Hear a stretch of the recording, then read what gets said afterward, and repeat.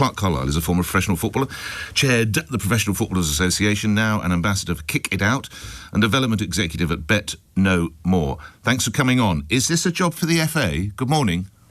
Good morning, Nick. Is it a job for the FA? Yes, it is very specifically a job for the FA because Sir Jim Ratcliffe, a lot of the comparisons that you've run there, Nick, you're stating comparisons against and every person, for want of a better word, people who are at liberty to speak unfettered, their unfettered opinions around various topics, and politicians who will talk the politics of them. But very similar to, let's say, BBC employees who dare to express their opinion. They're actually part of an ecosystem where it is in the laws and rules that they don't. And Sir Jim Ratcliffe is the co-owner of one of the single biggest football clubs in our ecosystem. And so that prohibits him from having comments then, Clark? No, it doesn't prevent him from having comments. The FA are looking to see if he's brought the game into disrepute.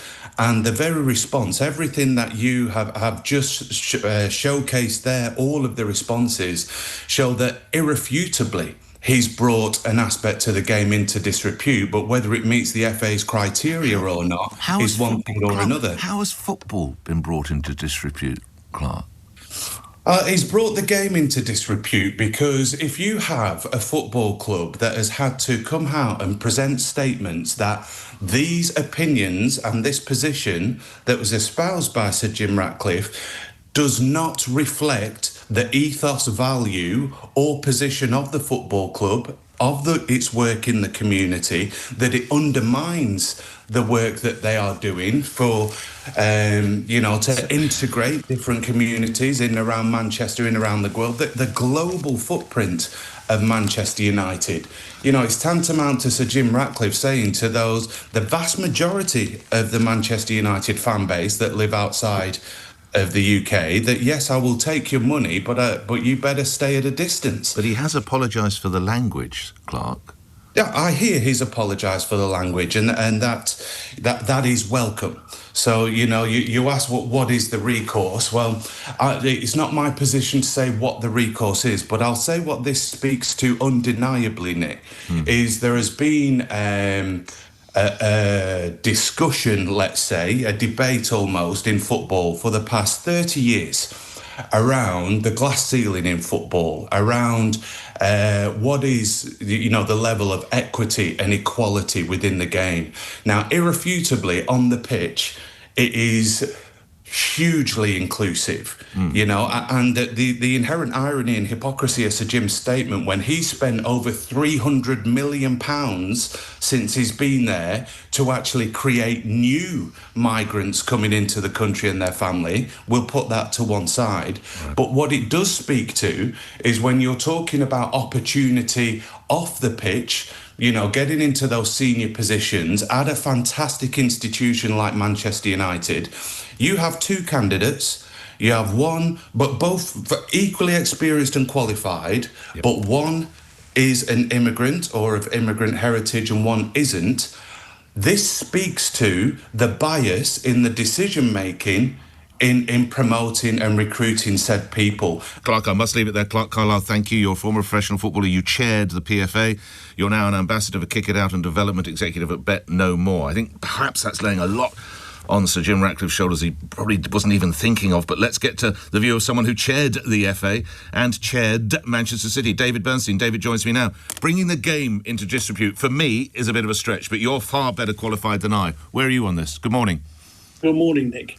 Well, look, the words were clearly ill-chosen and unnecessary, and interestingly, very much against the ethos of his own club, who really come out against what he said. I mean, Manchester United do embrace diversity, as do all clubs. And his apology, I think, was pretty half-hearted, but I don't really agree with Clark. I think that, as often happens with these things, the words were very ill-chosen. He has sort of apologised, and I think there's a bit of a bandwagon being created here when, of course, politicians jump on the issue and feel they have to respond. So I think personally that it was unwise. I think his own reputation has probably gone downhill somewhat because of it, but I don't think this is a matter to be pursued by the authorities. How? But can I make a David. wider point, Nick, if I may? Yeah. I believe that, and well, let's confine this to sport for the moment. I believe that sports leaders, whether it be football managers, owners, chairmen, and so on, have a responsibility to their own organisations, and I think they're much too quick to come out and make political and social posturing comments. And I want to extend this a little bit to my own club, Manchester City, where Pep Guardiola, who I've got tremendous respect for as a manager, possibly the greatest manager of all time, but nevertheless, he now has made a habit of commenting very strongly on the Middle East issues, which causes great consternation. It'll be supported by many, but be opposed and upset a lot of people, and it causes division. And I think that when you're representing an organisation, you have to put that position first and your own views second, and exercise a degree of self-discipline.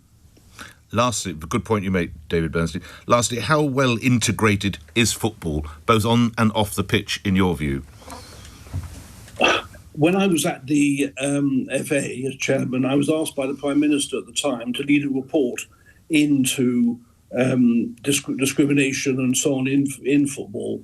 And we got the whole of football to sign off on a report with 100 recommendations, which have largely been implemented. Now, nothing's perfect. No. I have to agree. And certainly, as Clark says, on the pitch, we have a huge level of diversity. But I think football takes a pretty good lead. And I think it's ahead of society in many ways. And so I think football has a great deal to be proud of. David, enjoy speaking with you. Thank you for your time. David Bernstein chaired the FA and chaired Manchester City. And now over to you for your views. Bringing the game into disrepute, that surely is a charge too far.